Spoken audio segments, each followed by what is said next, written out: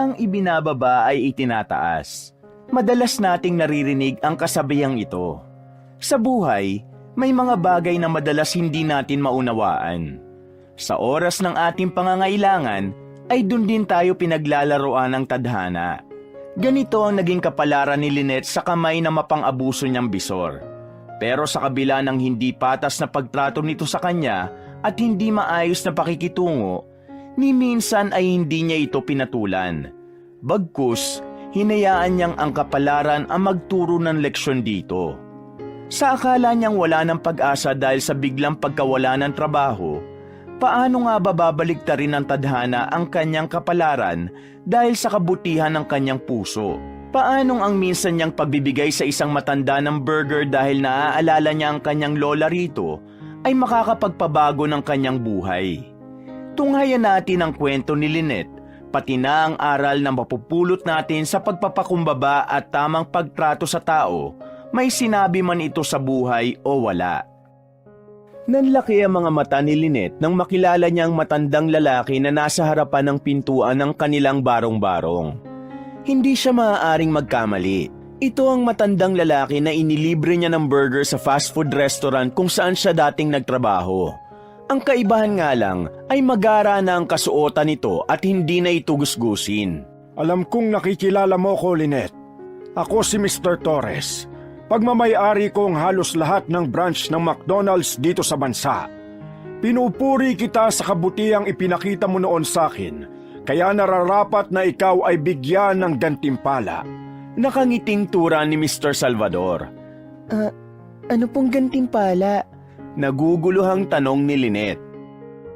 Sa pagsisimula ng kwento, maagang bumangon si Lynette mula sa lumang kutsyon sa kanilang maliit na bahay ng umaga na yon. Narinig niya ang tunog ng walis tingting sa labas. Tanda na gising na rin ang kanyang lola na si Lola Clara. Paglabas niya ng kwarto ay sumalubong sa kanyang aroma ng kapeng barako. Si Lola Clara na nakasuot ng kupas na duster ay abala sa paghahain ng kanilang almusal. Lynette, halika na at mag-almusal ka na. Baka malate ka na naman sa trabaho. Tawag ni Lola Clara. Maaga pa po, Lola. Pwede pa nga akong tumulong ng ilang gawaing bahay dito sa inyo eh. Sagot ni Lynette. Kinuha niya ang walis tambo at nagsimulang magwalis sa maliit nilang sala. Bitawan mo na nga yung walis at ako na ang gagawa niyan mamaya. Kumain ka na rito. Lalamig itong kape mo. Sambit ni Lola Clara. Kinuha ng matandang babae ang walis kay Lynette at hinila siya nito sa hapagkainan. Napilitang umupo na si Lynette. Maya-maya ay magkasabay na silang kumakain ni Lola Clara. Aminado si Lynette na mahirap ang buhay nila. Simula nang mawala ang kanyang mga magulang sa isang aksidente, si Lola Clara na ang tumayong magulang niya. Nag-aalaga ito ng mga gulay sa likod ng bahay, ngunit hindi sapat ang kita nila mula roon. Kaya naisipan ni Lynette na magtrabaho kahit hindi siya nakapagkolehiyo. Nagtatrabaho siya bilang service crew sa McDonald's. Matapos kumain, mabilis na naghanda si Lynette. Isinuot niya ang kanyang pulang uniforme at nagtalukbong ng jacket upang takpan ang balat sa matinding sikat ng araw. Aalis na po ako, Lola. Paalam ni Lynette habang hinahalikan ng pisngi ng kanyang lola. Mag-iingat ka, anak. Sagot ni Aling Clara habang hinahabol ng tingin ang papalayong apo. Pagdating ni Lynette sa McDonald's, ay agad siyang nagsimula na magtrabaho. Maraming customers ang pumapasok at lahat ng katrabaho niya ay abala na. Ngunit kahit anong pilit ni Lynette na gawing magaan ang pagtatrabaho niya, ay palaging may mabigat na dala ang presensya ni Sandra sa kanya, ang kanilang supervisor. Lynette, late ka na naman! Sambit ni Sandra kahit 10 minuto pa lang naman bago magsimula ang shift ni Lynette. Ma'am, hindi pa naman po oras. Mahinahong sagot ni Lynette. Hindi pa oras? Tignan mo ang pila doon! Sabay turo ni Sandra sa mga customers na papasok. Alam mo ba kung gaano kaimportante ang bawat minuto dito? Pasensya na po, hindi na po mauulit. Sagot ni Lynette habang inaayos ang kanyang hairnet. Puro ka pasensya, kumilos ka na! Mataray na sabi ni Sandra, sabay irap. Sinimulan ni Lynette ang araw sa pagkuha ng mga order. Kahit napagalitan agad, ay pilit niyang pinanatili ang ngiti sa kanyang mukha. Lynette, ang bagal mo! Sigaw ni Sandra kay Lynette sa harap ng iba pang staff at customer. Hindi ito ang lugar para sa mga pabagal-bagal na kagaya mo! Magsasalita pa sana si Lynette pero may isang batang babae na customer ang nasa harapan niya. Kaya inisip na lang niyang wala roon si Sandra. Good morning, ma'am. What's your order? Ate, isang sausage McMuffin meal po. Ani ng isang batang babae. May ia-add pa po ba kayo? Tanong ni Lynette. Wala na po. Sagot ng bata, sabay hawi ng buhok sa mukha. Inabot nito ang bayad at mabilis yung sinuklian ni Lynette. Okay, isang sausage McMuffin meal. Please wait for your order sa pickup counter. Sagot ni Lynette habang tinitipa ang order sa register. Hapon na nang makarating si Lynette sa kanilang bahay. Pawis na pawis siya dahil sa mas pinili niyang maglakad pa uwi para makatipid sa pamasahe. Sa pagbukas niya ng pinto ay tumambad sa kanya si Lola Clara na abala sa pananahinang basahan mula sa mga lumang damit. Lynette, mabutit dumating ka na. Bungad ni Lola Clara nang makita ang apo. Napansin nito agad ang bigat sa mukha ni Lynette. Oh, bakit parang pagod na pagod ka? Naglakad po kasi ako pa uwi. Sagot ni Lynette sabay ngiti. Dapat sumakay ka na lang, apo. Ang layo-layo tuloy ng nilakad mo. Tura ni Lola Clara. Sayang po kasi ang pamasahe. Saka para makapag-exercise na rin ako. Sabi ni Lynette. Ikaw talaga, masyado kang matipid. Kumusta naman ang trabaho mo ngayon? Sinungitan ka na naman ba ng supervisor nyo? Tanong ni Lola Clara. As usual, mainit po talaga ang dugo sa akin ni Ma'am Sandra. Pero okay lang po, masaya pa rin naman po ako sa trabaho ko. Tugon ni Lynette at isang pilit ng ngiti ang pinakawalan. Sobrang tiyaga mo talaga sa trabaho mo na yan. Oo nga pala, nagluto ako ng maruya. Ikukuha kita para makapagmeryenda ka. Sabi ni Lola Clara. Salamat po, Lola. Wika ni Lynette. Matapos iligpit ni Lola Clara ang tinatahi, ay nagtungo na ito sa kusina. Si Lynette naman ay maayos na sumandal sa upuan at hinilot ang kanyang batok. Maya-maya ay bumalik si Lola Clara na dala ang isang pinggan ng maruya. May malamig na tubig din itong dala. Ipinatong nito yun sa maliit na lamesa na nasa gitna. Kumuha si Lynette ng maruya at kumagat ng isa. Oh, anong nangyari sa araw mo? Tanong ni Lola Clara. Huminga ng malalim si Lynette bago sumagot. Wala naman pong bago. Pero si Ma'am Sandra, may pinagawa na naman po sa akin na hindi ko naman trabaho. Pinagbuhat niya ako ng 3 sako ng patatas sa likod ng stockroom. Sagot ni Lynette. Ha? Hindi ba't may tagabuhat kayo para doon? Nagtataka at nag-aalalang wika ni Lola Clara. Opo, pero sabi niya sa akin kaya ko naman daw yun. Kaya ayun, ginawa ko na lang po. Sagot ni Lynette habang pilit na ngumiti. Ayoko rin naman pong magkaroon ng gulo sa trabaho, La. Alam niyo naman, importante ang trabaho na to para sa atin. Apo, hindi ko alam kung matutuwa ako sa sipag mo o magagalit sa kabaitan mo. Masyado kang nagpapagamit sa mga tao sa trabaho mo. May halong pag-aalala na wika ni Lola Clara. Hayaan niyo na po. Iniisip ko na lang na baka may pinagdadaanan si Ma'am Sandra, kaya mainit lagi ang ulo niya sa akin. Sagot ni Lynette. Lynette, masyadong mabuti ang puso mo. Minsan ay kailangan mo ring umalma. May mga tao talagang mapagsamantala. Kapag alam nila na hindi ka lumalaban ay aabusuhin ka nila. Tura ni Lola Clara. Alam ko po yun, Lola. Pero sa tingin ko, hindi ko kailangan maging masama kahit masama sila sa akin. Basta ginagawa ko ang tama, okay na po ako. Sagot ni Lynette habang umunguya ng maruya. Kung kagaya mo ang lahat ng tao, siguro mas magaan ang mundo. Pero apo, alagaan mo rin ang sarili mo, ha? Hindi lang trabaho ang mahalaga.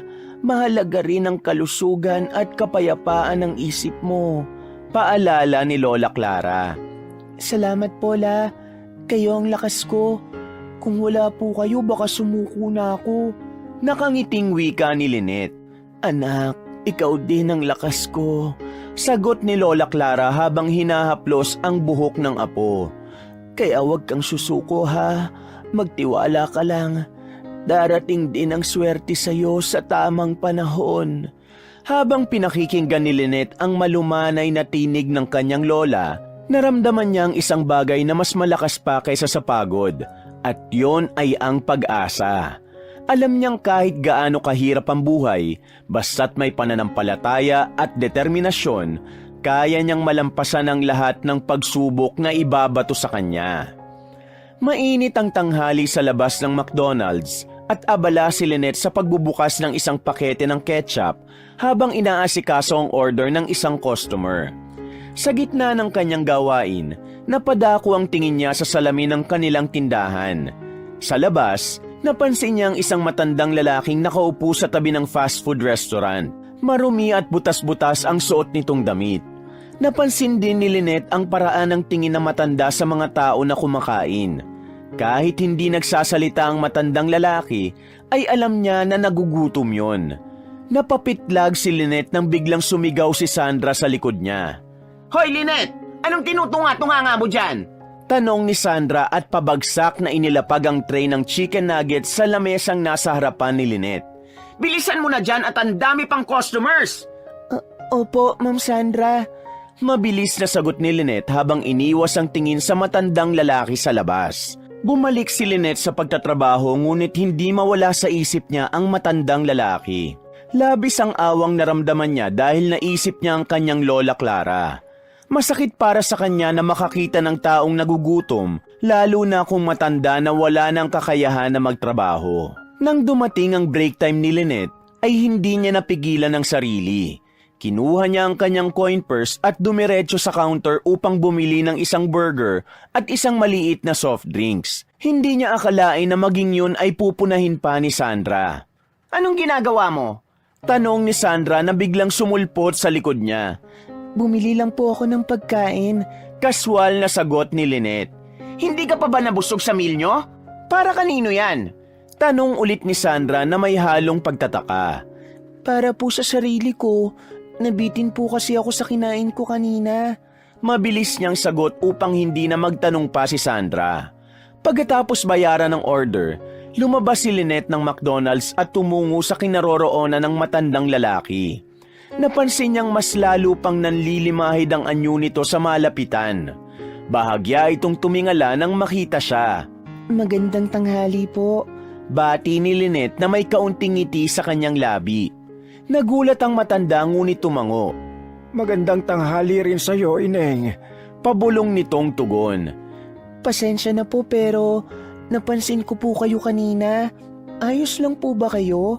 Tanong ni Lynette. Ang totoo ay hindi. Ilang araw na akong hindi kumakain. Gutom na ako eh. Nanginginig ang boses na tugon ng matandang lalaki. Ganun po ba?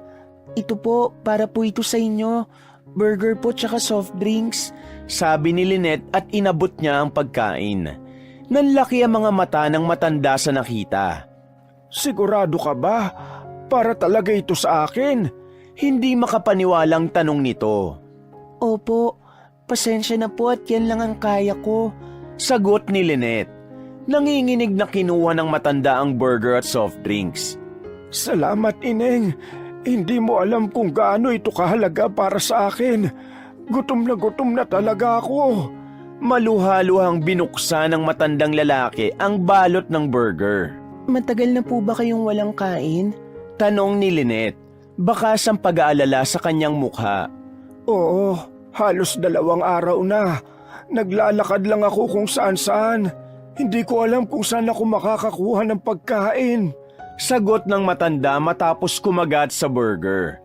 Habang pinanonood ni Lynette ang matandang lalaki, ay hindi niya naiwasan ng maluha. Para sa kanya, ang matatandang kagaya nito ay dapat nagpapahinga na lamang sa bahay. Kaya nga siya nagtatrabaho upang kahit mahirap sila, ay hindi makaranas ng gutom ang kanyang lola Clara. Salamat talaga, Ineng. Napakabuti ng puso mo. Sambit ng matanda pagkatapos uminom ng soft drinks. Wala pong anuman. Sagot ni Lynette. Ano nga palang pangalan mo?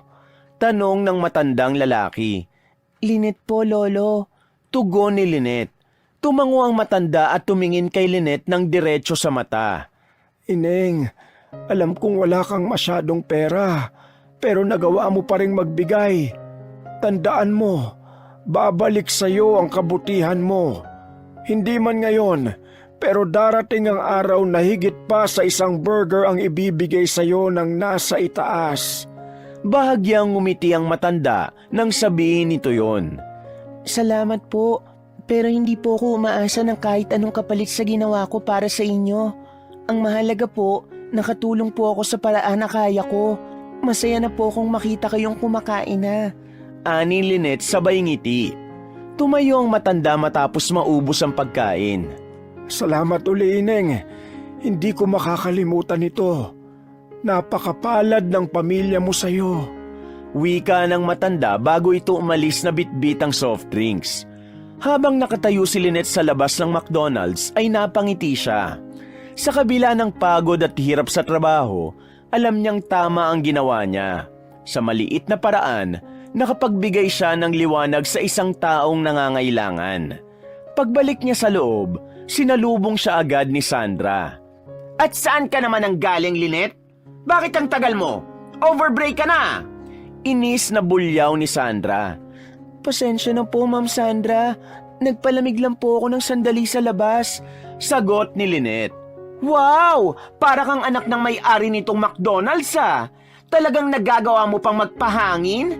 Wala ka rito para magpahinga. Magtrabaho ka na! Pasigaw na sambit ni Sandra sabay talikod. Huminga ng malalim si Lynette at bumalik sa trabaho. Sa kabila ng pagtataray ni Sandra, hindi nawala sa kanya ang magaan na pakiramdam mula sa ginawang kabutihan. Alam niyang hindi kailangang malaki ang magagawa upang makapagbigay ng tulong. Kahit isang burger at isang baso ng soft drinks ay sapat na upang magdulot ng ngiti sa isang taong nagugutom. Gabi na nang makarating si Lynette sa kanilang bahay dahil sa marami pang pinagawa si Sandra sa kanya kahit tapos na ang oras ng kanyang pagtatrabaho. Pagpasok niya ay agad siyang sinalubong ng pamilyar na amoy ng nilagang kamote na laging inihahanda ni Lola Clara kapag wala na silang bigas. Mula sa kusina, narinig niya ang boses ng lola niya na masayang kumakanta ng isang lumang kundiman. Nagtungo si Lynette sa kusina at nagmamadali siyang lumapit dito. Mahigpit niyang niyakap si Lola Clara mula sa likuran. Ay, ano ba itong bata na ito? Bigla-bigla ka na lang yumayakap. May problema na naman ba sa trabaho mo? Natatawang tanong ni Lola Clara sabay harap kay Lynette. Namiss lang po kita, Lola. Nakangiting tugon ni Lynette. Parang isang taon naman tayong hindi nagkita. Biro ni Lola Clara. May problema ba sa trabaho mo? Sinita ka na naman ba nung Sandra na yon? Umiling si Lynette. Hindi po, Lola. Wala naman pong bago kay Ma'am Sandra. Pero kanina po kasi... Napabuntong hininga si Lynette. Bumitaw siya sa yakap at naupo sa silya. Oh, ano naman ang nangyari? Tanong ni Lola Clara matapos ilapag ang mangkok ng nilagang kamote sa mesa at umupo sa tapat ni Lynette. May nakita po akong matandang lalaki sa labas ng McDo kanina. Gutom na gutom po siya. Nakaupo lang siya sa labas at nakatingin sa mga kumakain sa loob. Hindi ko po maiwasan na maawa sa kanya. Sagot ni Lynette. Oh, anong ginawa mo? Sana naman ay hindi mo siya basta nilapitan, Lynette. Maraming masasamang tao ngayon na nagpapanggap na kailangan ng tulong. May pag-aalalang wika ni Lola Clara. Hindi naman po siya mukhang masamang tao. Kaya nung break time ko po, binigyan ko siya ng burger at inumin. Nanginginig nga po siya dahil sa sobrang gutom. Nakakaawa po talaga siya. Ani Lynette. Nakakaawa nga talaga kapag ganon lalo na't matanda na. Pero ikaw, baka wala kang natira para sa sarili mo. Wika ni Lola Clara. Hindi na po mahalaga yun, La. Ang mahalaga, kahit papano nabusog siya kahit sa simpleng pagkain lang. Saka, kikitain ko naman po yung perang pinambili ko ng pagkain niya. Pero alam nyo, Lola, naalala ko po kayo sa kanya. Buti na lang po kahit kapos tayo, hindi ko kayo kailangang makitang magutom o mamalimos katulad niya. Sabi ni Lynette. Apo, maswerte rin ako at ikaw ang kasama ko. Hindi man natin makamtan ng marangyang buhay, sapat na sa akin ang makita kang masaya at gumagawa ng kabutihan. Nakangiting saad ni Lola Clara. Mahal na mahal ko po kayo, Lola. Mahinang sabi ni Lynette habang pilit na pinipigil ang luhang nagbabadyang pumatak. At mahal na mahal din kita, Apo. Sagot ni Lola Clara, sabay pisil sa kamay ni Lynette. Huwag kang mag-alala. Darating din ang araw na ang kabutihan mo sa iba ay babalik sa iyo ng mas higit pa. Ngumiti si Lynette. Hindi po ako gumagawa ng mabuti para maghintay ng kapalit, La. Basta po masaya na ako na makatulong kahit papano. Tura ni Lynette. At dyan kita'y pinagmamalaki, Apo. Ang puso mo ang pinakabusilak na puso sa buong mundo. Huwag mo nga hayaang manakaw ng mundo ang kabutihan na meron ka. Nagtuloy ang kanilang pag-uusap habang magkasamang kumakain ng nilagang kamote. Bagamat simple lang ang hapunan, ramdam nila ang init ng pagmamahalan at pasasalamat sa maliit nilang tahanan. Sa kabila ng hirap ng buhay, sapat na kay Lynette na kasama niya ang lola niya.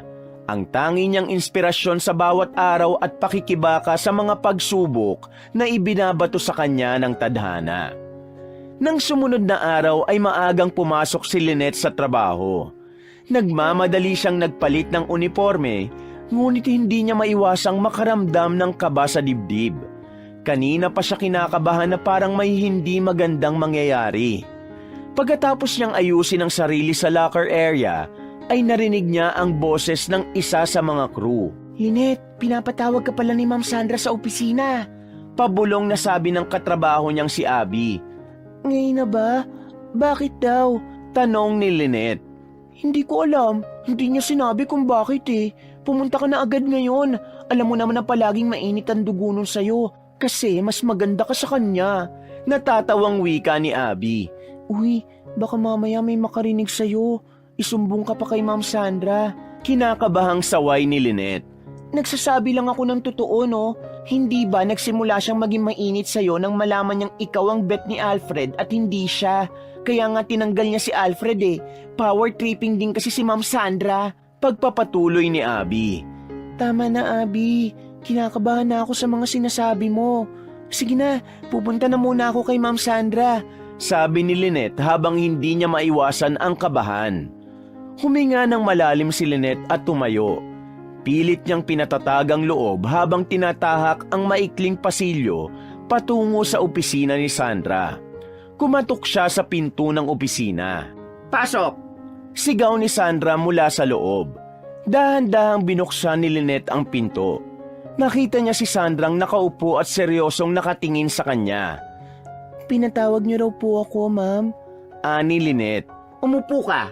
Utos ni Sandra sabay turo sa upuan sa harapan ng mesa. Agad namang sumunod si Lynette. Ngunit hindi niya maalis ang kaba sa kanyang dibdib. May kailangan po ba kayong ipagawa, Ma'am Sandra? Tanong niya. Pilit niyang pinakalma ang boses. Iniharap ni Sandra ang laptop kay Lynette. Nakita niya mula roon ang isang recorded na video mula sa CCTV ng labas ng restaurant. Napalunok si Lynette nang makita niya yung eksena na binigyan niya ng burger at inumin ang matandang lalaki. Ano ito, Lynette? Malamig na tanong ni Sandra habang diretsyong nakatingin sa kanya. Ma'am, nakita ko po kasi siya kahapon. Nagugutom po siya kaya binilang ko siya ng burger at soft drinks. Pero sariling pera ko po ang ginamit ko na pambili ng pagkain niya. May hinahong paliwanag ni Lynette. Wala akong pakialam kung pera mo ang pinambili mo, Lynette. Alam mo bang mahigpit na ipinagbabawal ang ginagawa mo? Hindi mo ba naiisip na sa ginawa mo ay masasanay ang mga pulubi na tambayan ng labas nitong fast food kasi iisipin nila na may magbibigay sa kanila ng pagkain? Ayaw ng customers natin na habang kumakain sila ay nakakakita sila ng mga taong marumi at nakakadiri. Mataas ang boses na wika ni Sandra. Pero ma'am, gutom na po siya.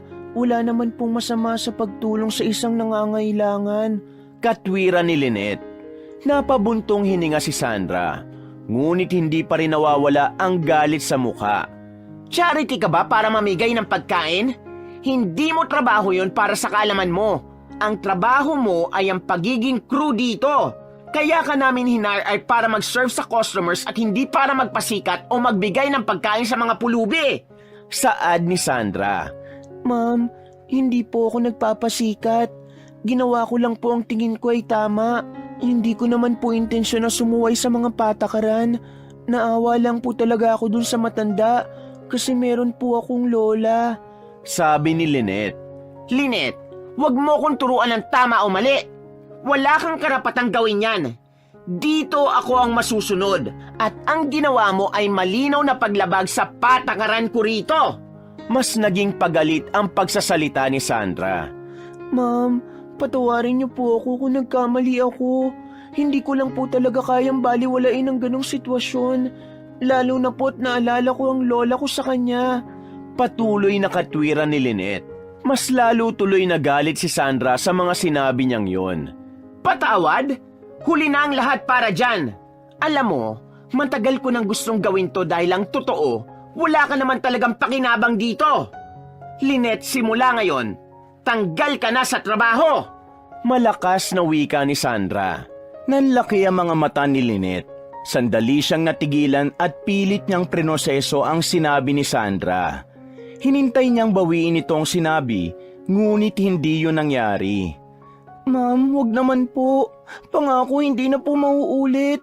Kailangan ko po ang trabahong to para sa lola ko. Naluluhang samo ni Lynette. Mahalaga pala sa'yo ang trabaho mo rito pero sana sumusunod ka sa mga patakaran dito.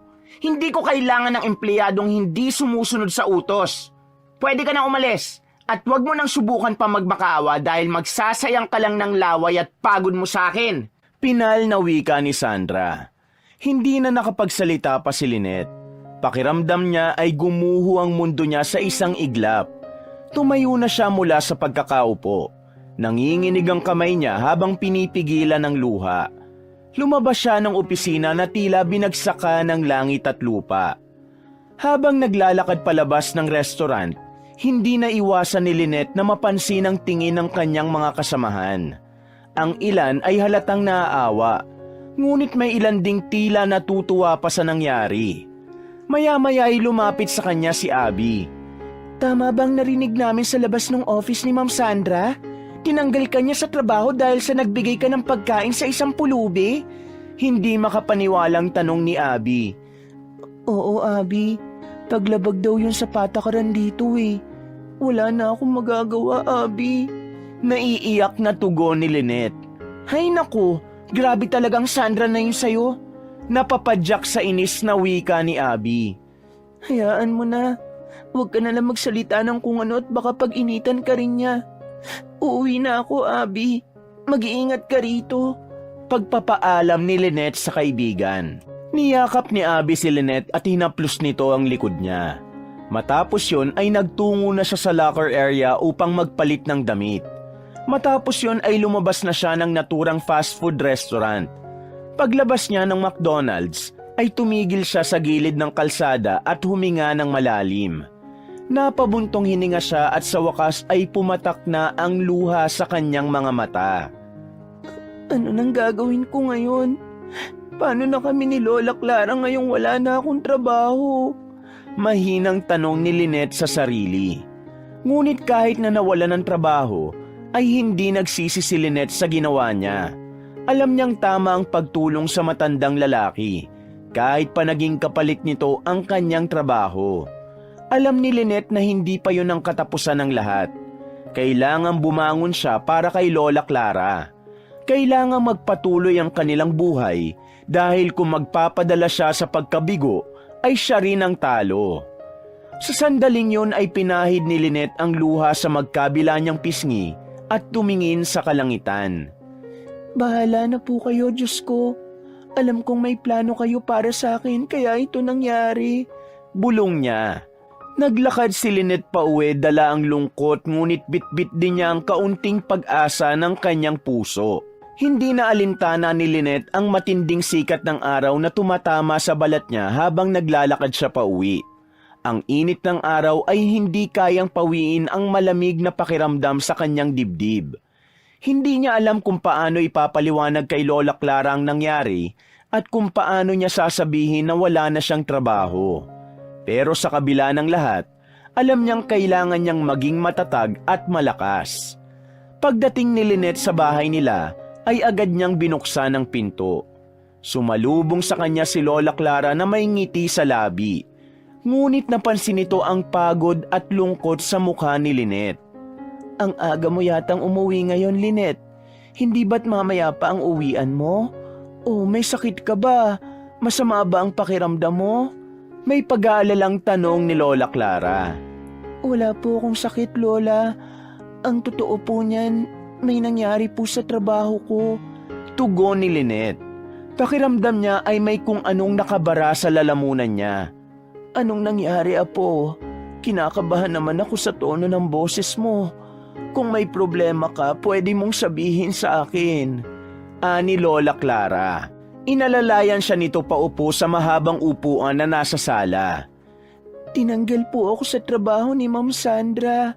Malungkot na balita ni Lynette. Ano? Bakit? Gulat na tanong ni Lola Clara.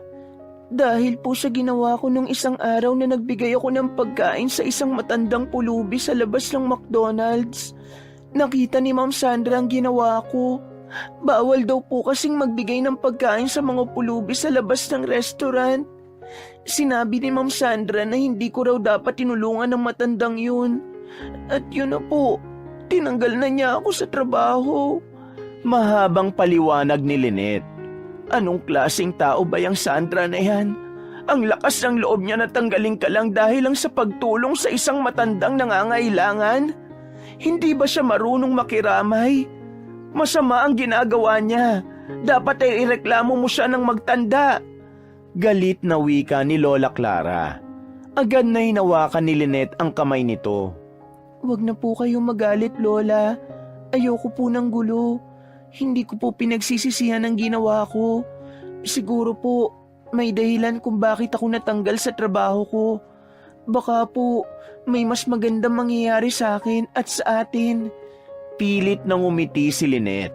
Pero Apo, paano na tayo? Paano ang pang-araw-araw natin? Tanong ni Lola Clara. Halata ang lungkot sa boses nito.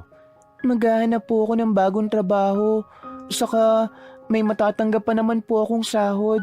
Mapapagkasya po natin hanggang sa magkaroon ulit ako ng trabaho. Huwag po kayong mag-alala. Kakayanin po natin to. Wika ni Lynette. Naiinis pa rin ako sa Sandra na yon.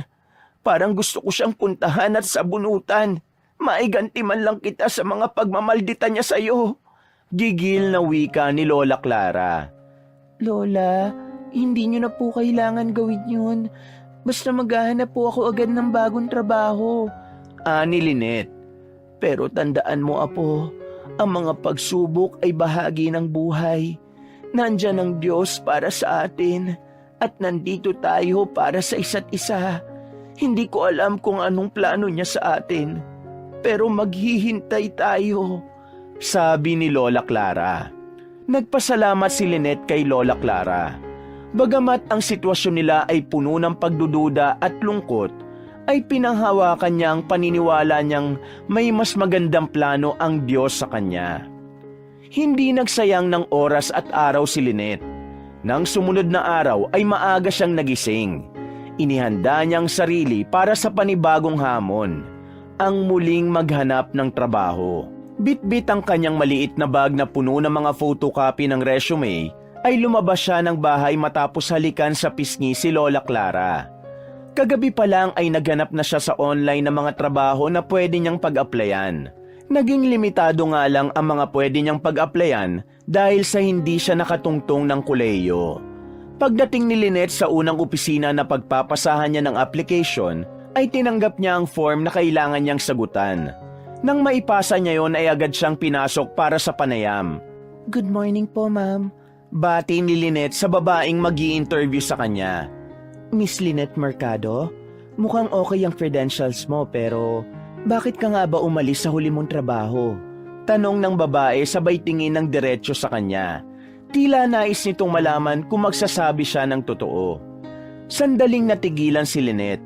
Ayaw niyang magsinungaling at alam niyang kailangan niyang ipaliwanag na maayos ang sagot sa tanong nito. Natanggal po ako sa trabaho dahil po sa isang desisyon na ginawa ko. Tumulong po ako sa isang matanda at sa kasamaang palad, hindi po yun nagustuhan ng aming supervisor. Matapat na sagot ni Lynette. Nagpalitan ng tingin ng interviewer at ang assistant.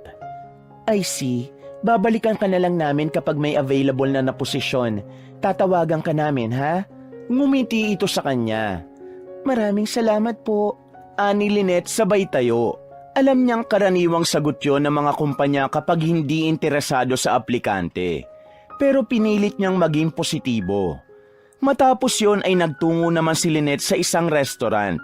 Hindi na niya ininda ang init ng araw habang naglalakad papunta doon. Pagdating niya, isang matandang lalaki ang nag-interview sa kanya.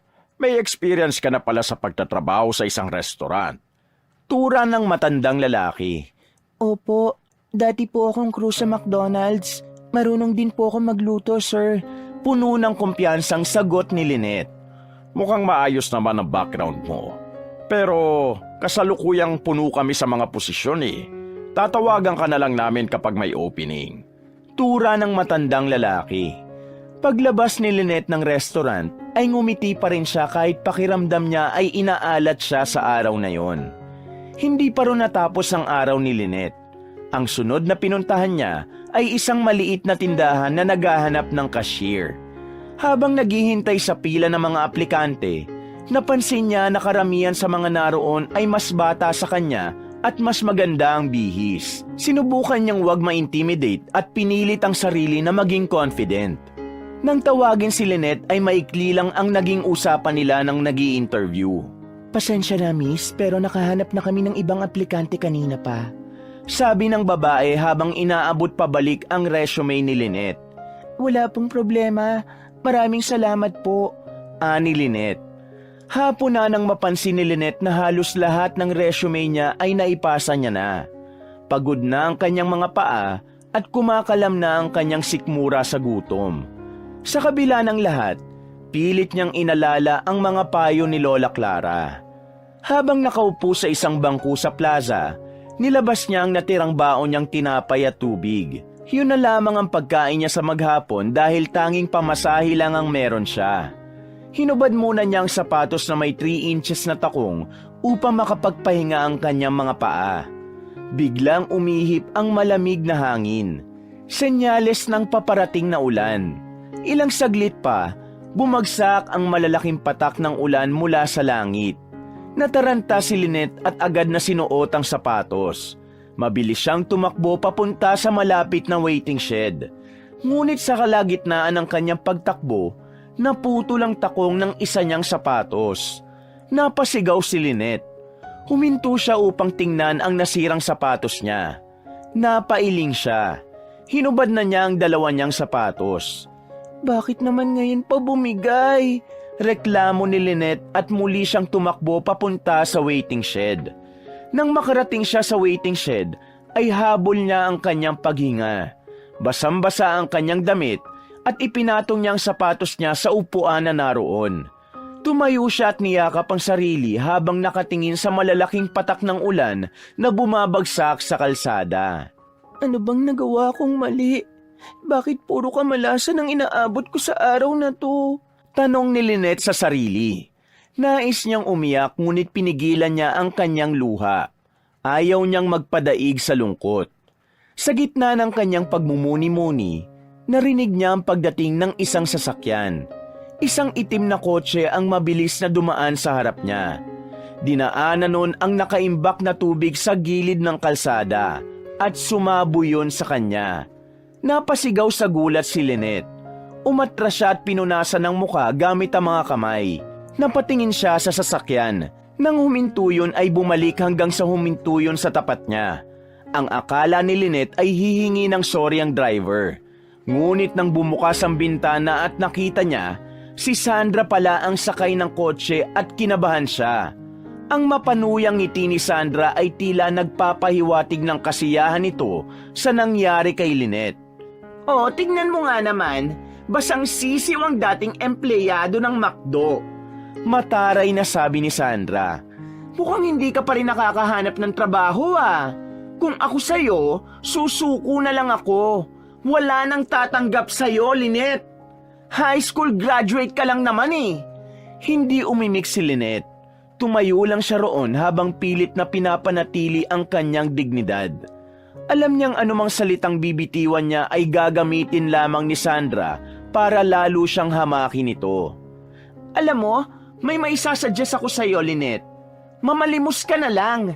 Bagay yun sa'yo. Tutal malapit naman ang loob mo sa mga pulubi eh. Baka nakatadhana ka na maging kagaya nila.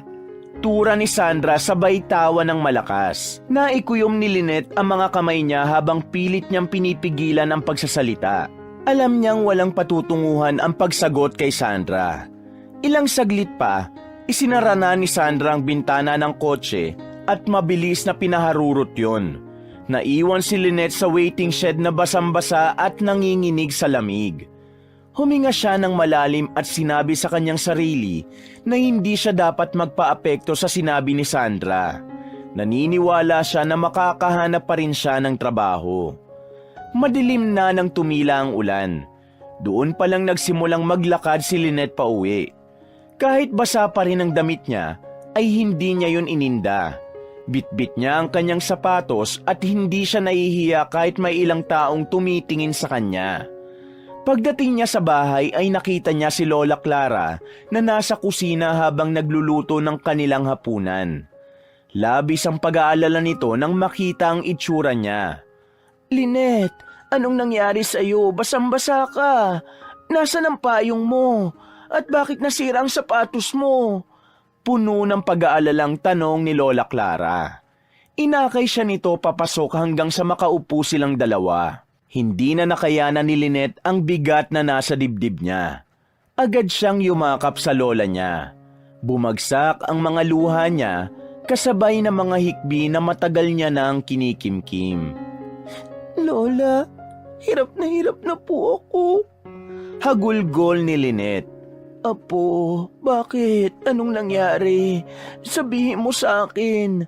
Wika ni Lola Clara. Sa pagitan ng mga hikbi, inilahad ni Lynette ang mga nangyari.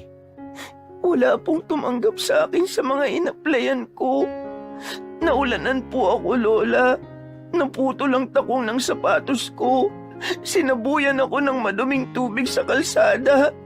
Tapos, huminto siya sandali at pinilit ang sarili na ituloy ang kwento. si Sandra po, nakita niya ako. Pinagtawanan niya ako, Lola. Sabi niya bagay raw sa akin ang mamalimos na lang. Nanlaki ang mga mata ni Lola Clara. Agad itong nagngit-ngit sa galit. Napakawalang puso talaga ng babaeng yon. Kung kasama mo lang ako, nako, hindi ko palalampasin ang ginawa niya sa'yo. Gigil na wika ni Lola Clara. Lola, huwag na po kayong magalit. Ang puso niyo. Ani Lynette. Nakakaawa ka naman, Apo. Pagpasensya mo na kung wala akong naitutulong sa'yo. Palagi lang akong nandito sa bahay. Naawang saad ni Lola Clara. Huwag niyo pong sabihin yan, Lola. Sobrang laki po ng tulong niyo sa akin kasi kayong inspirasyon ko kung bakit ako patuloy na lumalaban sa buhay. Kung wala kayo, matagal na po akong sumuko. Isa pa, gusto ko lang po talagang umiyak ngayon. Hindi po dahil sumusuko ako. Kailangan ko lang pong ilabas ito. Pero hindi pa rin po ako titigil. Hindi po ako susuko. Maghahanap pa rin po ako ng trabaho.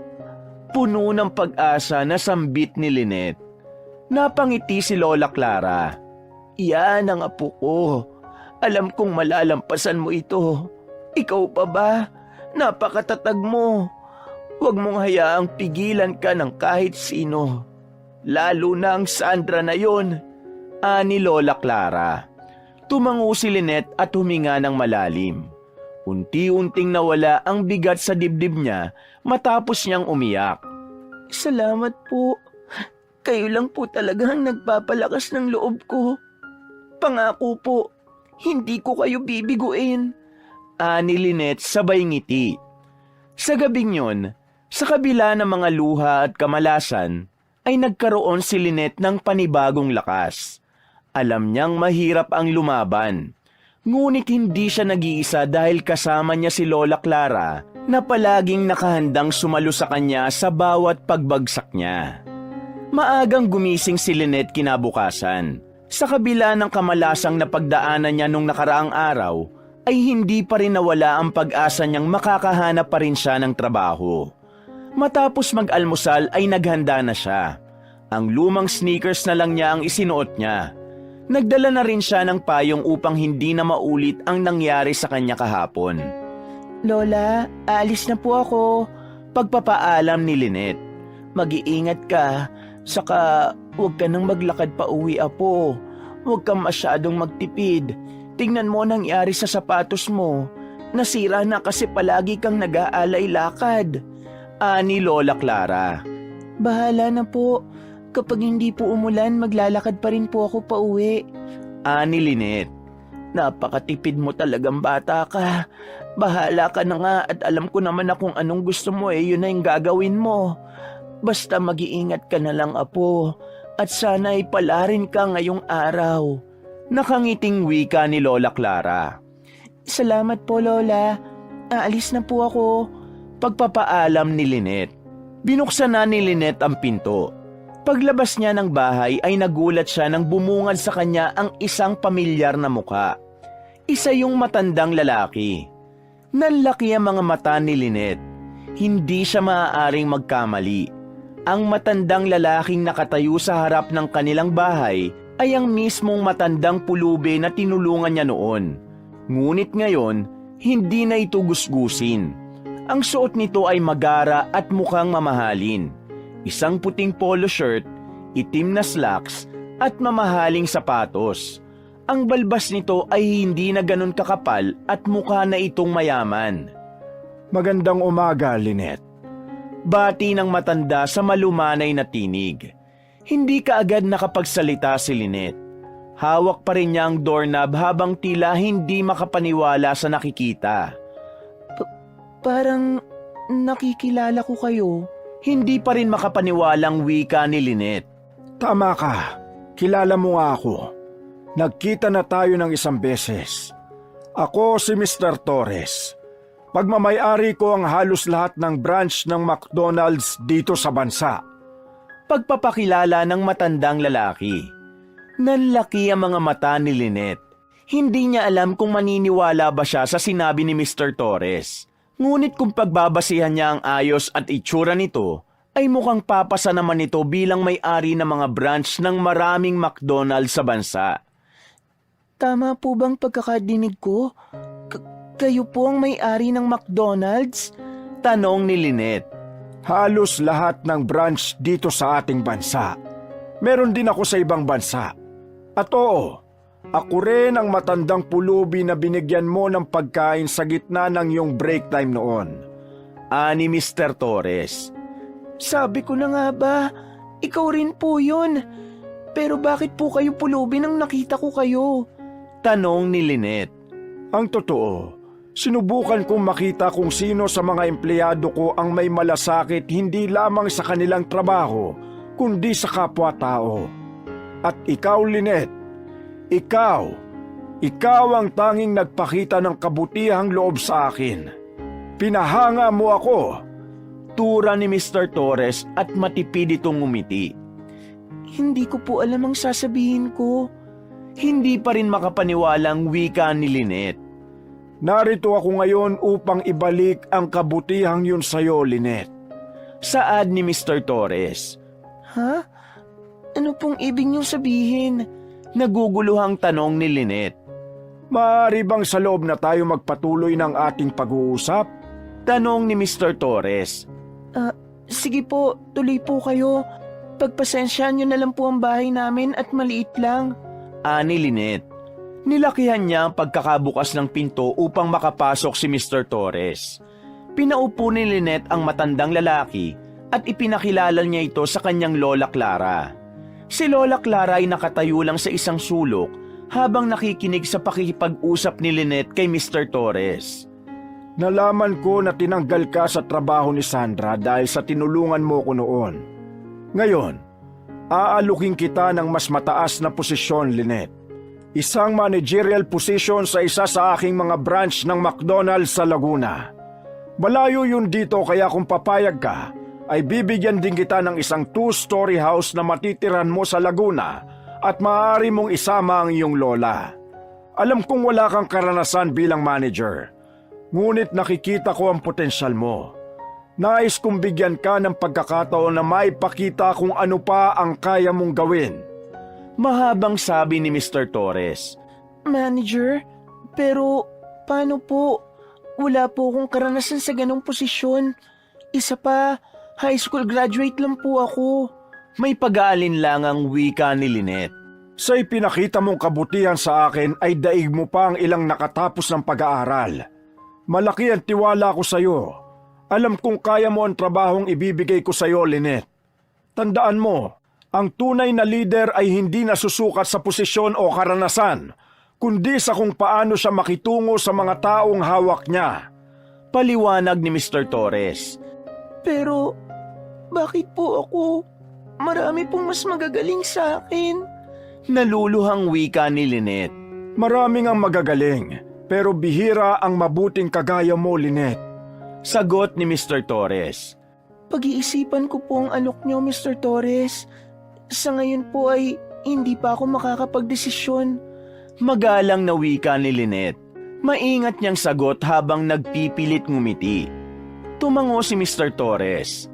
Naiintindihan ko, Lynette. Alam kong hindi madaling magdesisyon lalo na't biglaan ang lahat. Narito ang aking business card. Kapag handa ka na, tawagan mo ko. Iniabot ni Mr. Torres ang isang business card. Agad na tinanggap ni Lynette ang business card at umalis na si Mr. Torres. Nang wala na ang matandang lalaki, ay tinignan ni Lynette ang hawak na business card. Nahulog siya sa malalim na pag-iisip. Apo, totoo ba ang narinig ko? Si Mr. Torres na may-ari ng maraming McDonald's dito sa Pilipinas ay ang pulubing tinulungan mo? Hindi makapaniwalang tanong ni Lola Clara. Opo, pero hindi pala siya totoong pulubi. Sinusubukan lang niya ang mga empleyado niya. At sabi niya, ako raw ang pumasa sa pagsubok niya. Tapos inalok niya po ako ng trabaho. Isang posisyon bilang general manager sa isa sa mga branch niya sa Laguna.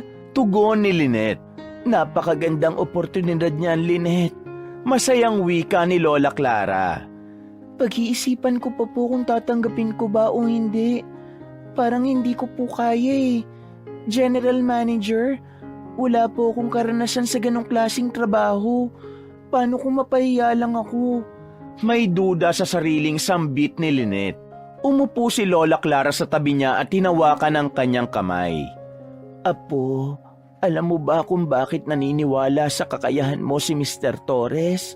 Dahil nakita niya kung gaano ka kabuti at kung paano ka magdesisyon sa isang sitwasyon. Hindi mo kailangan maging perpekto o eksperto. Ang mahalaga, gawin mo ang tama nang wala kang inaapakang ibang tao. Tura ng lola ni Lynette. Pero Lola, paano kung magkamali ako? Paano kung hindi ko kayanin? Nakayukong tanong ni Lynette. Ang mahalaga ay sinubukan mo, Apo. Ang bawat tao ay nagkakamali. Pero doon tayo natututo. Huwag mong hayaan ang takot na pigilan ka na abutin ang mga pangarap mo. Lagi mong tatandaan, nandito ako sa tabi mo. Ani Lola Clara sabay ngiti ng malaki. Tumingin si Lynette kay Lola Clara at naramdaman niya ang malalim na pagmamahal at tiwala sa mga mata ng matanda. Lumakas ang loob niya. Sa tingin niyo po, kaya ko ba talaga? Tanong niya. Kaya mo, Lynette. Sagot ni Lola Clara. Walang imposible sa taong may sipag, tiyaga at malasakit sa kapwa. At nasa iyo ang lahat ng katangiang sinabi ko. Tumango si Lynette at marahang umiti. Sige po, Lola. Tatanggapin ko po ang alok niya. Sa wakas ay nakapagdesisyon na siya. Niyakap siya ni Lola Clara ng mahigpit. Matapos yon ay agad na kinuha ni Lynette ang kanyang cellphone. Tinawagan niya ang number ni Mr. Torres na nakalagay sa business card. Agad na sinagot ng matandang lalaki ang tawag niya. Lynette, masaya ako na tumawag ka agad. Nakapagdesisyon ka na ba? Bungad ni Mr. Torres sa kabilang linya. Opo, Mr. Torres. Tatanggapin ko na po ang inyong alok. Sagot ni Lynette na may halong kaba at saya. Mabuti naman kung ganon. Hindi mo alam kung gaano ako kasaya ngayon. Bukas na bukas din ay mag-impake na kayo ng lola mo at ipasusundo ko kayo para makalipat na kayo sa bahay nyo sa Laguna. Maghanda ka na. Ang bagong yugto ng buhay mo ay magsisimula na. Masayang wika ni Mr. Torres.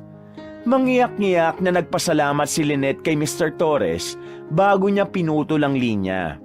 Hindi siya makapaniwala na dahil sa pagbibigay niya ng isang piraso ng burger ay magkakaroon ng malaking pagbabago sa buhay nila ng kanyang Lola Clara. Kinabukasan ay nag-empake na sina Lola Clara at Lynette. Hinanda na nila ang lahat ng mga gamit na dadalhin nila. Malungkot si Lynette na iiwanan na nila ang bahay na yon, pero excited siya sa panibagong buhay na magkakaroon sila sa Laguna. Maya-maya ay isang puting van ang pumarada sa harapan ng kanilang bahay. Bumaba roon ang isang may edad na lalaki na nagpakilala na isa sa mga driver ni Mr. Torres. Tinulungan sila ng driver na isakay sa van ang mga gamit nila. Nang sumakay na sila sa van, ay hinawakan ni Lynette ang kamay ni Lola Clara. Lola, ito na po ang araw na magsisimula tayo ng bagong buhay. Ani Lynette habang pinipigilan ng luha. Tumangulang si Lola Clara, pero ramdam ni Lynette ang labis na saya nito. Maya-maya ay umandar na ang sasakyan. Nakatanaw siya sa dinadaanan nila. Makalipas ang ilang oras ay unti-unti nang nagbabago ang tanawin. Mula sa masisikip na kalsada ng lungsod ay nakakita na sila ng mga puno at kaunting bukirin. Halos 5 oras ang naging biyahe nila.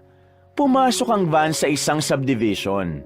Tumigil yon sa harap ng isang napakaganda at modernong 2 palapag na bahay na may puting pintura, malawak na bakuran at hardin na puno ng makukulay na bulaklak.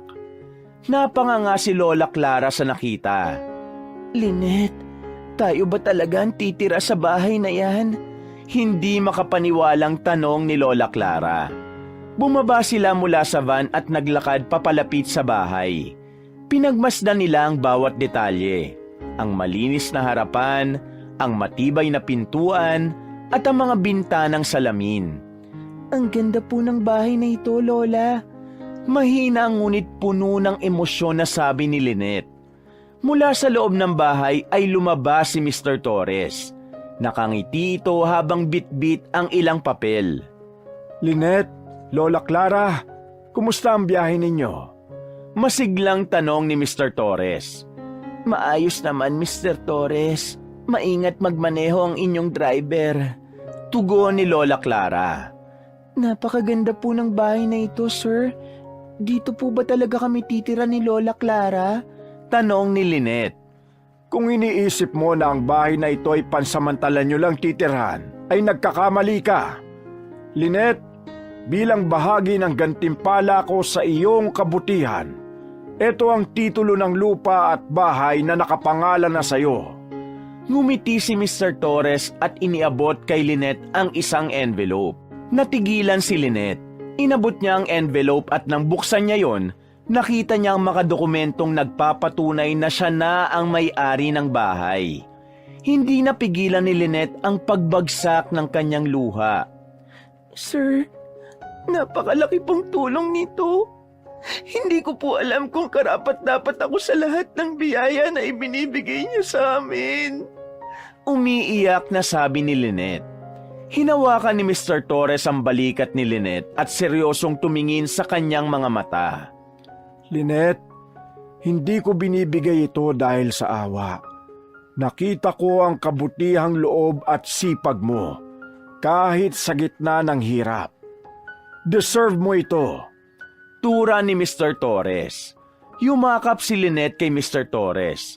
Pakiramdam niya ay isa lamang panaginip ang lahat ng yon. Lumapit si Lola Clara sa kanila. Maraming salamat, Mr. Torres. Hulog ka ng langit sa amin ng apo ko. Mangiyak-ngiyak na tura ni Lola Clara. Tama na ang iyakan. Pumasok na kayo sa bago niyong bahay.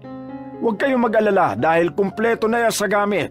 Wala na kayong poproblemahin. At Lynette, bukas ay magsisimula ka na sa trabaho mo bilang manager ng isang branch ng McDonald's dito sa Laguna. Ani Mr. Torres. Abot langit ang pasasalamat ni Lynette kay Mr. Torres. Habang naglalakad papasok sa bagong bahay, ramdam ng dalaga ang halo-halong emosyon. Tuwa, pasasalamat at pananabik. Alam niyang hindi pa rito nagtatapos ang kanyang laban. Ngunit simula pa lang yon ng pag-abot niya sa kanyang pangarap. Sa kanyang isip ay walang tigil siyang nagpasalamat sa Diyos at kay Mr. Torres sa magagandang bagay na nangyayari sa buhay nila ng kanyang lola. Dahil sa unang araw ni Lynette sa bago niyang trabaho, ay maaga siyang gumising. Nagdasal muna siya at humingi siya ng gabay sa Diyos bago siya lumabas ng kwarto. Sa kusina ay abala si Lola Clara sa paghahanda ng almusal. Nanibago siya dahil maraming pagkain ang naroon. May fried rice, sausage, itlog, tosino at mainit na kape. Malayong malayo sa pandesal at kape na almusal nila palagi noon. Matapos kumain at magayos, ay bumiyahe na si Lynette sa branch ng McDonald's kung saan siya magtatrabaho. Pagdating niya roon ay nagulat siya nang makita niya si Mr. Torres na nakatayo malapit sa counter. Good morning, Lynette! Masayang bati ni Mr. Torres. Good morning po, sir. Sagot ni Lynette. Baka sa mukha niya ang kaba. Ngayon ang araw na ipakikilala kita sa mga staff at crew bilang bagong manager ng branch na ito. Ready ka na ba? Tanong ni Mr. Torres. Ready na po, sir. Sagot ni Lynette. Pinatawag ni Mr. Torres ang lahat ng staff at crew sa kitchen para sa isang maikling meeting. Tumayo si Mr. Torres sa gitna habang si Lynette ay nasa tabi nito. Alam ko na halos lahat kayo ay alam na wala na ang dating manager nyo na si Faye. Nakahanap na ako ng kapalit niya. Nais kong ipakilala sa inyo ang inyong bagong branch manager, si Miss Lynette Mercado. Malugod na anunsyo ni Mr. Torres. Nagpalakpakan ng lahat. Ngunit biglang nanlaki ang mga mata ni Lynette nang mapansin niya ang isang pamilyar na mukha sa grupo. Maging si Sandra ay gulat na gulat habang nakatingin sa kanya. May hawak itong tray at sa tingin niya ay isa ng crew doon si Sandra. Lynette, may gusto ka bang sabihin? Untag ni Mr. Torres. Sandaling inalis ni Lynette ang tingin niya kay Sandra at ngumiti. Simula ngayon, asahan niyo na gagawin kong lahat para maging maayos ang takbo ng ating branch. Magtutulungan tayo para sa ikabubuti ng lahat. Masayang wika ni Lynette. Pagkatapos ng meeting, sinimulan na ni Lynette ang kanyang trabaho. Inikot niya ang buong restaurant at tinignan ang bawat sulok. Siniguro niyang magiging maayos ang operasyon nila para sa araw na yon. Tinulungan niya ang mga crew sa pag-aayos ng supplies at pag-check ng inventory. Habang abala si Lynette, nilapitan niya si Sandra na noon ay naguhugas ng mga tray. Sandra, pakipunasan naman ang ibang table pagkatapos mo dyan. Malapit na tayo magbukas. May hinahong utos ni Lynette. Feel mo na talaga ang pagiging manager, no? Nang uuyam na tura ni Sandra. Sandra, please, ayoko makipag-away. Magtrabaho na lang tayo. Ani Lynette. Masusunod po, Ma'am Lynette. Ani Sandra sabay irap. Sa buong araw, ipinakita ni Lynette ang kanyang husay sa pamamahala. Mabilis niyang inaayos ang mga problema. Tumutulong siya sa mga crew at pinupuri ang mga ito kapag kailangan.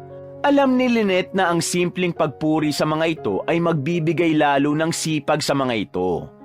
Habang papalapit ang closing time, nakatanggap si Lynette ng papuri mula kay Mr. Torres na bumalik upang kumustahin ang unang araw niya. Impressive, Lynette. Sa unang araw mo pa lang, ramdam ko na ang pagbabago dito. Ani Mr. Torres. Salamat po, sir. Gagawin ko po ang lahat para mapanatili ang tiwala niyo sa akin. Nakangiting sagot ni Lynette. Napadako ang tingin niya kay Sandra na halatang nagpipigil ng galit habang pinanonood si Lynette na umaani ng papuri. Sa pagtatapos ng araw ay umuwi na siya. Napangiti siya habang iniisip ang mga nangyari. Bagamat alam niyang marami pa siyang haharapin, batid niyang nasa tamang landas na siya. Isang landas patungo sa unti-unting pagtupad ng kanyang mga pangarap. Lumipas ang ilang araw at mabilis na nasanay siya sa trabaho niya sa McDonald's bilang manager. Lahat ng crew ay kasundo niya, maliban kay Sandra. Isang gabi, matapos magtrabaho ay naglakad na si Lynette pauwi. Masaya siya na nagagawa niya ang kanyang trabaho ng maayos. Ngunit hindi niya napansin ang mga mata at paa na nakasunod sa likod niya. Nagulat na lang siya nang humarang si Sandra sa harapan niya. Bahagyang napaatras si Lynette. Sandra, may kailangan ka ba? May kabang tanong niya. Naglakad si Sandra palapit kay Lynette. Akala mo ba hindi ko alam ang ginawa mo? Ginamit mo ang katawan mo para akitin si Mr. Torres. Kaya naging manager ka kahit hindi ka naman karapat-dapat. Akusa ni Sandra. Ano? Anong sinasabi mo? Hindi totoo yan, Sandra. Depensa ni Lynette. Talaga? Ano pa bang ibang dahilan kung bakit bigla na lang akong ibinaba ng posisyon at tinapon sa branch na napakalayo? Wala namang mali sa trabaho ko noon. Isa lang ang rason. Ginamit mo si Mr. Torres para maghiganti sa akin. Malandi ka? Pok-pok! Mariing sigaw ni Sandra. Huminga ng malalim si Lynette upang kumalma bago magsalita. Sandra, wala akong ginawang masama.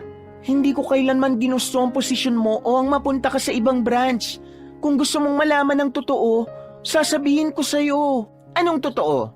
Na ginamit mo ang katawan mo para mapaikot mo si Mr. Torres? Nanlalaki ang mga matang sabi ni Sandra. Nagkakamali ka. Ang totoo, si Mr. Torres ang matandang pulubing binigyan ko ng pagkain noon sa dating branch kung saan tayo nagtatrabaho.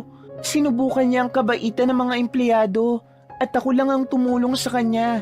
Kaya niya ako tinulungan ngayon. Paliwanag ni Lynette. Sa tingin mo ba'y maniniwala ako sa'yo? Nakataas ang isang kilay na wika ni Sandra. Kung ayaw mong maniwala, wala na ako magagawa. Pero gusto ko lang malaman mong wala akong galit sa'yo, Sandra. Hindi ko ginustuhan nangyari sa'yo. Saad ni Lynette. Talaga? Wala kang galit sa akin? After na mga ginawa ko sa'yo? Isa ka bang anghel? Pero humanda ka, Lynette. Sinisiguro kong babagsak ka ulit at hindi ka na makakabangon. Banta ni Sandra. Bago pa makasagot si Lynette, tumalikod na si Sandra at naglakad palayo. Nanginginig ang buong katawan niya. Hindi niya akalaing may ganong hinala si Sandra sa kanya. Nang sumunod na araw, pagkarating ni Lynette sa trabaho, ay dumiretso siya sa kanyang opisina. Habang abala siya sa pag-aayos ng mga ulat para sa katapusan ng buwan, ay biglang pumasok si Sandra. Hindi man lang ito nag-abalang kumatok. Manager Lynette? Sarkastikong bungad ni Sandra. Umupo ito at tinignan ang ginagawa niya. Sigurado ka bang alam mo kung paano basahin ang mga yan? Baka mahirapan ka. Hindi naman lahat ng tao may diploma tulad ko. Sandra, umpisa na ng trabaho. Pwede ba kung wala kang sasabing importante, lumabas ka na muna? Mahinahong tura ni Lynette. Tama na ang drama mo, Lynette. Tama na ang pagpapanggap mo na alam mo ang trabaho mo rito. Alam naman nating lahat na hindi mo deserve ang posisyon mo. Ano bang alam mo sa pagiging manager? Hindi ka nga nakatapos ng kuleyo eh. Pangungutya ni Sandra. Huminga ng malalim si Lynette at pinili ang magpakumbaba. Alam kong hindi ako nakatapos at hindi ko yun ikinakahiya. Pero ginagawa kong lahat para matutunan ang trabaho ko rito. Hindi ko pinili ang posisyon na ito. Pero gusto kong gawin ito ng maayos para sa team natin. Ani Lynette. Bait-baitan talaga ang drama mo palagi, no? Ang sabihin mo, ginamit mo yung nasa pagitan ng mga hita mo kaya ka naging manager. Ani Sandra. Sandra, matatanggap ko ang mga hindi magagandang salita mo sa akin. Pero para pag-isipan mo si Mr. Torres lang hindi maganda, mali na yan. Hindi ganong klaseng tao ang boss natin. Sambit ni Lynette. Nagulat sina Lynette at Sandra nang biglang pumasok sa opisina si Mr. Torres. Namutla si Sandra nang makita ang matandang lalaki. Narinig ko ang lahat ng mga sinabi mo, Sandra. Mahinahon pero mariin na wika ni Mr. Torres. Mr. Torres, nagbibiro lang po ako. Nauutal na sabi ni Sandra. Hindi ko pinapayagan ng ganyang klaseng asal sa mga empleyado ko. Ang katotohanan na nakapagtapos ka ng pag-aaral ay hindi nagbibigay ng karapatan sa iyo para manghamak ng iba. Maotoridad na wika ni Mr. Torres. Pasensya na po, sir. Halos nakayuko na si Sandra sa labis na pagkapahiya. Pasensya? Gusto mo bang ikaw naman ang alisin ko sa trabaho dahil sa ugali mo na yan? Ani Mr. Torres. Sir, parang awa niyo na po. Huwag niyo po akong tanggalan ng trabaho. Marami po akong binubuhay. Halos maiyak na si Sandra sa sandaling yon. Lynette, ikaw na magpasya. Aalisin ko ba si Sandra o bibigyan siya ng isa pang pagkakataon? Tanong ni Mr. Torres. Napatitig si Lynette kay Sandra. Takot na takot ito sa maaaring mangyari. Huminga siya ng malalim bago nagsalita. Sir, wag na po nating alisin si Sandra. Alam kong magaling siya sa trabaho at naniniwala kung kaya pa niyang baguhin ang kanyang ugali. Sambit ni Lynette. Narinig mo yon, Sandra? Kung hindi dahil kay Lynette, wala ka na rito ngayon. Dapat ka magpasalamat sa kanya. Matigas na wika ni Mr. Torres. Salamat, Lynette. Labag sa kalooban na pagpapasalamat ni Sandra. Kinagabihan, tahimik na naglalakad si Lynette pauwi mula sa trabaho. Bagamat may kakayahan na siyang sumakay ng taxi, mas pinipili pa rin niyang maglakad upang makatipid at makapag-isip-isip. Hindi pa rin maalis sa isip niya ang nangyari kanina. Alam niyang pagkakataon na sana niya yon upang mawala na sa landas niya si Sandra. Pero sa kabila ng hindi magandang pakikitungo ni Sandra sa kanya, ay ayaw niyang maranasan ito ang hirap ng walang trabaho. Habang nasa isang madilim na bahagi ng daan, ay may narinig si Lynette na isang impit na sigaw. Napahinto siya sa paglalakad. Agad niyang tinunton ang pinanggagalingan ng sigaw at doon niya nakita si Sandra. Nakaluhod ito sa harap ng isang lalaki na may hawak na baril. Nakatutok sa ulo ni Sandra ang baril. Mabilis na nagtago si Lynette sa likod ng poste ng ilaw. Bilisan mo! Ibigay mo lahat ng pera mo kundi papatayin kita! Dahil sa sobrang tahimik ng paligid ay dinig ni Lynette ang sinasabi ng hold-upper. Napahigpit ang hawak ni Lynette sa kanyang bag. Hindi niya kayang hayaan lang si Sandra. Lumingon siya sa paligid at nakakita siya ng isang 2x2 na kahoy na nakasandal sa poste ng ilaw. Dinampot niya yon at naglakad ng tahimik papalapit sa hold-upper. Nang makita niyang ang buong atensyon nun ay nasa hawak na bag ni Sandra, ay mabilis niyang hinampas ang kamay nitong may hawak ng baril. Napasigaw ang lalaki at nabitiwan nito ang baril. Mabilis na kinuha ni Lynette ang baril at tinutok sa hold-upper. Umalis ka na bago ko pa iputok sa ito. Matapang na sigaw niya. Napaatras ang hold-upper na halatang natakot sa biglaang pangyayari. Tumakbo ito papalayo at naglaho sa dilim. Napahugulgol ng iyak si Sandra na tila hindi makapaniwala sa nangyari. Tumayo ito at agad na niyakap si Lynette. Maraming salamat, Lynette. Salamat. Akala ko ay katapusan ko na. Iyak ni Sandra. Hinagod ni Lynette ang likod ni Sandra. Ayos na, Sandra. Ligtas ka na. Huwag ka na mag-alala. Alo ni Lynette. Bumitiw si Sandra mula sa pagkakayakap at tinitigan si Lynette. Pero bakit mo ko tinulungan? Hindi maganda ang trato ko sa'yo. Pero niligtas mo pa rin ako. May pagtatakang wika ni Sandra. Sandra, hindi ko kayang hayaang mapahamak ang kahit sino. Kahit hindi ikaw ang nasa posisyon mo kanina, tutulong pa rin ako. Ani Lynette sabay ngiti. Napahugulgol si Sandra sa sagot ni Lynette. Lynette, patawarin mo ko sa lahat ng sinabi at ginawa ko sa iyo. Hindi ko alam kung paano kita pasasalamatan. Nang gabing yon, namayani kina Lynette at Sandra ang pagpapatawad at pagpapakumbaba.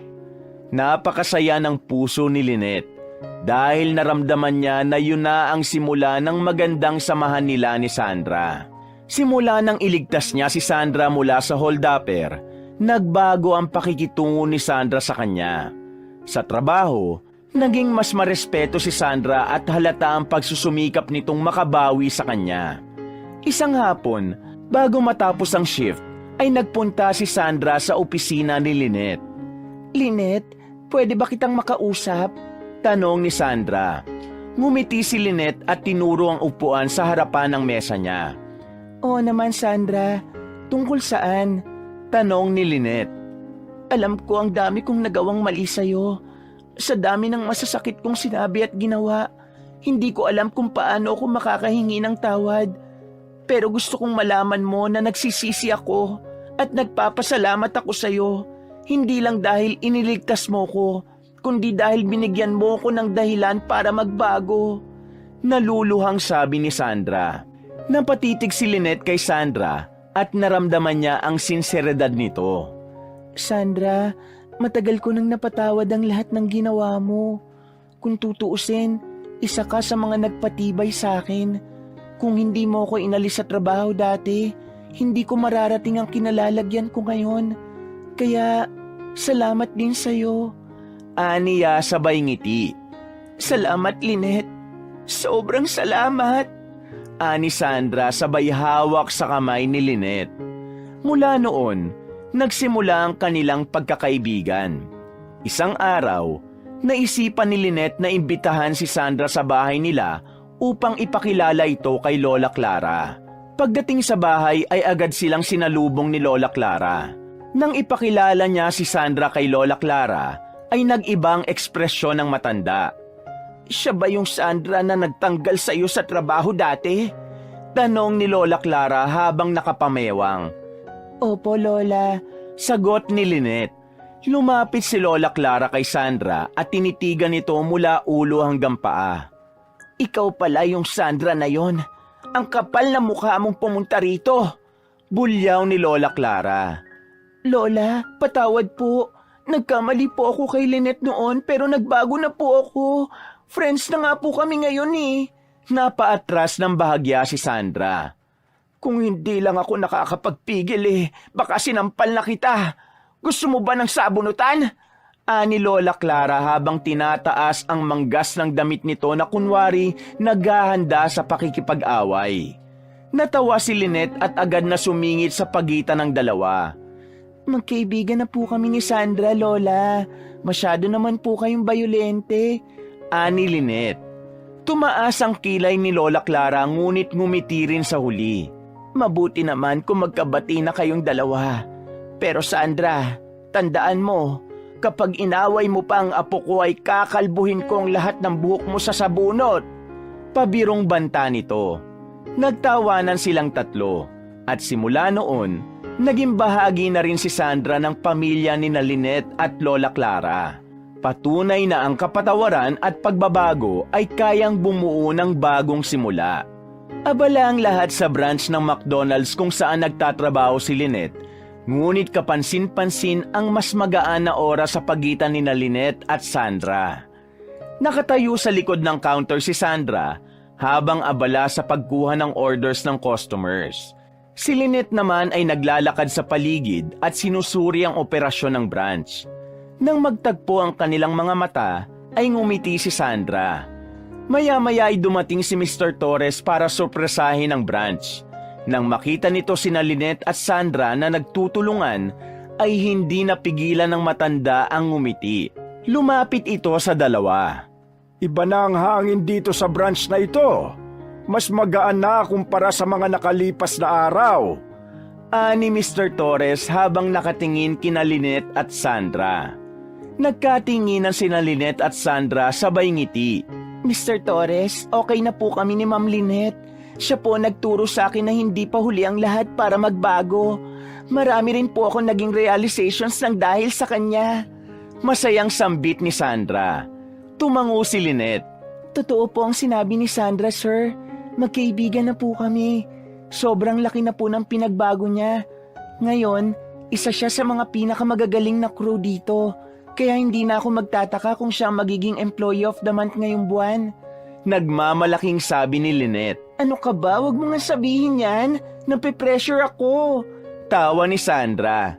Natutuwa ako sa inyong dalawa. Masaya akong makita na magkaibigan na kayo. Malaki ang maitutulong yan sa branch natin. Pero Sandra, gusto mo bang ilipat kita ng ibang branch?